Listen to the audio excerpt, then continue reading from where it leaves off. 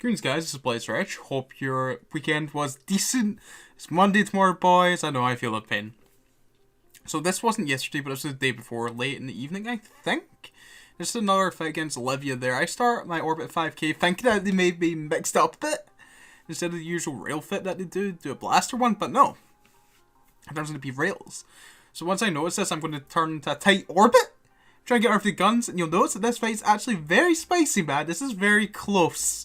So yeah, once I get close, get a tight orbit, they're starting to not apply as much. I know it's just kind of smashed there, which is pretty hardcore. And this fight's pretty much down to the wire, but we do take it. GF Olivia. Cause yeah, those fights can be a bit rough if you like start a tight, a further out orbit, then you have to come in. And it's a cool little small gang fight we had against Smile and Wave here. I'm in the Gila. Fuck, I love the Gila, man. Like, I can just, like, orbit out far, let my medium drones do their thing. The only thing that's a bit tedious with this Gila is the drone flight time. I do have a drone flight computer wherever in the mids, just to help with that speed. It might be worth also maybe looking at my fit, using a rig to further increase the medium drone speed. But I feel it's fine. And this engagement, it kind of hurt a little bit. I wasn't constantly getting DPS on our targets, but our boys were doing well here. They have a bunch of lodges, so we kind of need to like separate, or like someone gets too keen and then we kill it. We get this caracal, but the rest of the gang end up fleeing. So GF to those dudes. Okay, this was one of my first fights this morning, so I see two condors in Maryland. The other thing is kind of getting to this novice. My plan is to catch a condor before it pulls range. I'm really happy that Condor came in first and not in Maryland. So I catch this kitey Condor before he pulls range. He's going to go down kind of fast. He has a bit of buffer. And then my plan is to either catch that second Condor. I wasn't too worried if that pulled range, because what I could have done is orbit the second Maryland at 7.5k, make it all its DPS, kill that Maryland. I'll just be taking the Condor DPS, and then I'd switch to Javelin to force it off or kill it.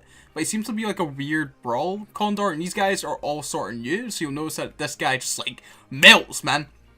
And this second Maryland, like I orbit 7.5k here, just get his blaster range.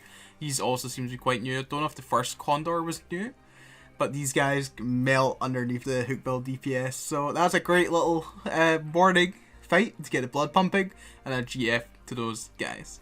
Okay, here's a rematch against Yukadesh, man. Hookbill on Hookbill violence. I'm at like 45 kill marks right now. I really don't want to lose my Hookbill. Right, so I need to play it on, like, bloody point here, right? So I was thinking I might have mind gained maybe light missile fit. So that's why I have the Scram in AB heed. I should have had the AB heed, not the Scram. That was a fatal error, by the way. And I'm gonna hate to see it, mate. Right, so I turn off my medium shield center, reducer sig. Scram's still on the go. Heating, like, I don't know. One web burns out. That lost me it. I am so angry with myself. It was still a good fight against Yukadesh, but I feel like burning out that web is what cost me the fight. GF Yukadesh, but god damn it. Alright boys, after mourning my loss, I was like, let's come back harder and stronger. Like a phoenix or Hookbill will rise from the ashes of our abyssal mods and be far more better than it was previously, alright? So I went hard, rolling me some modules. And I tell you, man, this is why I'm kind of worried about, like, getting into the whole, like, abyssal thing. It's like, this is, I don't know how much I spent, and I didn't really take an account, and I'm not going to calculate it, because it worries me how much I actually spent here. Oh, God. But yeah, like, we're almost full red now. Except the AB, I didn't roll the AB. But I think I might need to put the Hookbill on the back burner for just a little bit, because people sort of know what's up. This abyssal Hookbill, unless maybe I start flying like a different variant.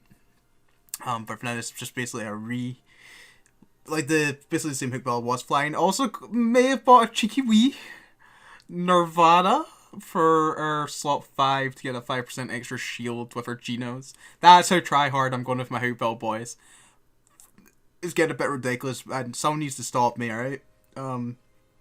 Yes. But it was fun rolling these.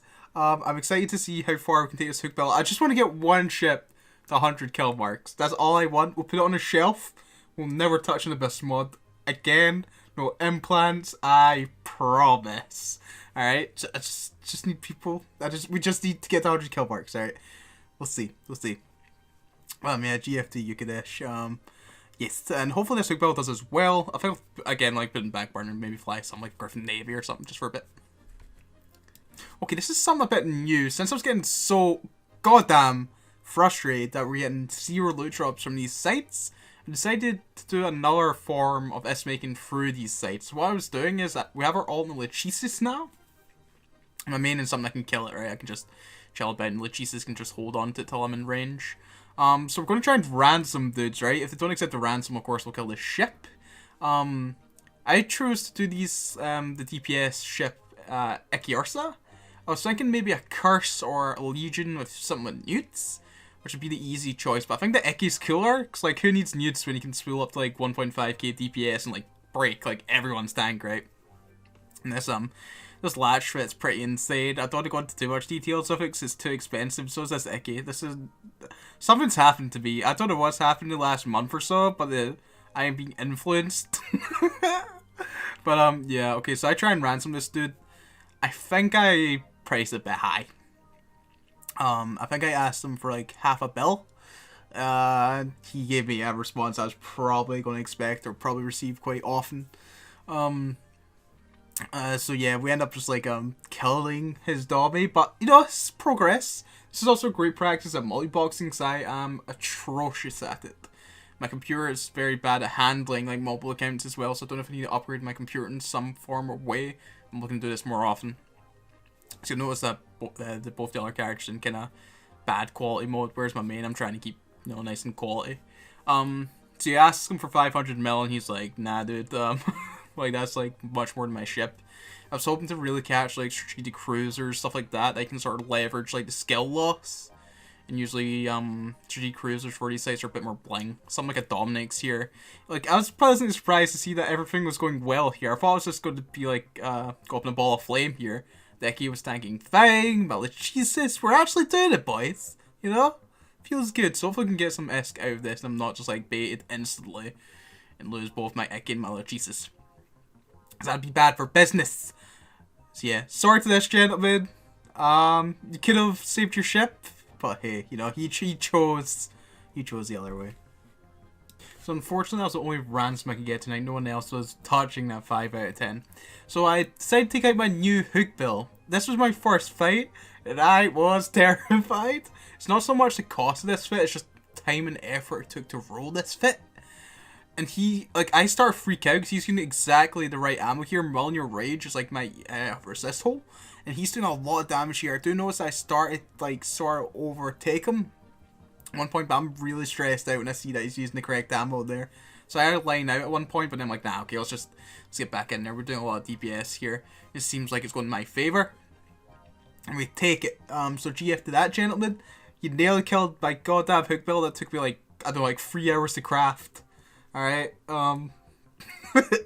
imagine, man, just making it die into the first one. So this is against Yuki. This was quite scary, actually, but I see that there's 2 that came in, the Slicer and Kestrel. I want to ignore Kestrel, beeline it for that Slicer, because he's probably going to be kitey.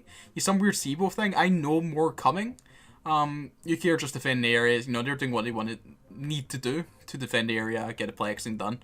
So I was kind of expecting this. So I want to kill that Slicer and pull range, or potentially kill the Kestrel if it's slightly tanked. And then dip. So you'll notice I'm starting to line out to just some Celestial because they're starting to pile in at this point. And I'm starting to be a bit stressed. But thankfully, just because they're crazy speed on the go, we are able to pull from his Kestrel. It's a shame that there wasn't more coming. We could maybe handle that, but there's more coming. This is against a Vengeance. Vengeance is... I wasn't expecting to break the Vengeance, but I was just going to, you know, test it because I can always disengage if I need to.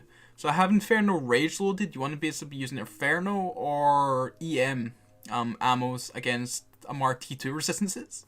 So I use Inferno here. I'm heating.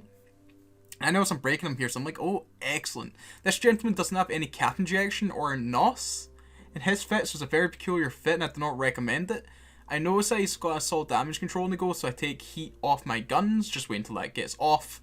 So I think I'll need that heat to just, like, you know, like, nuke for his DPS. I feel like if I don't heat, he's going to be able to tank my DPS here. So I reserve that heat for when that goes off. And it's like I'm worried at the start there, but I notice I'm starting to just like punch for him. I'm like, yes, boys, we got this. And yeah, it's a very bizarre fit he's got. He's like dual rep without a cap booster or something, so it's very cap intensive, this fit. I think I had like 30 seconds cap life, so it wasn't a particularly good vengeance fit. Sorry, my man. But yeah, GF that, gentlemen, we do end up taking it. So yeah, guys, that's all the content I got for you today. I do hope you enjoyed, man. I'm excited for my new Hookbill, but like I mentioned, I think I need to put in the back burner. It's like my last loss was basically like the exact same Hookbill, and you notice that first fight I had? It was against that gentleman who's using exact correct ammo for me, that Mjolnir Rage. And that kind of freaked me out, so I think I need to either do an alternative to the Hookbill or fly something different for a bit. So it's not so obvious as to what I'm flying, you know? That's always something taken into consideration when flying these things. You want to be kind of harder to read, right? You'd want people to be able to use Z-Kill to get like a better grasp on your fit. You know, you need to kind of keep it mixed up and changing fits and stuff. That's a general good thing to do in solo PvP. Yeah, roll some modules. I'm excited for the ransoming, by the way. Maybe if we get some like spicy strategic cruisers, maybe get like a couple of Bell Bounty or something. And yeah, okay. Hopefully your weekend was good, boys. You know, hopefully Monday isn't too crazy. You know, I'm dreading it as well, mate. But we gotta do it, boys. We gotta do it. So enjoy the rest of your evening, afternoon, whatever your regional equivalent, boys. And I do hope to catch you guys in the next one.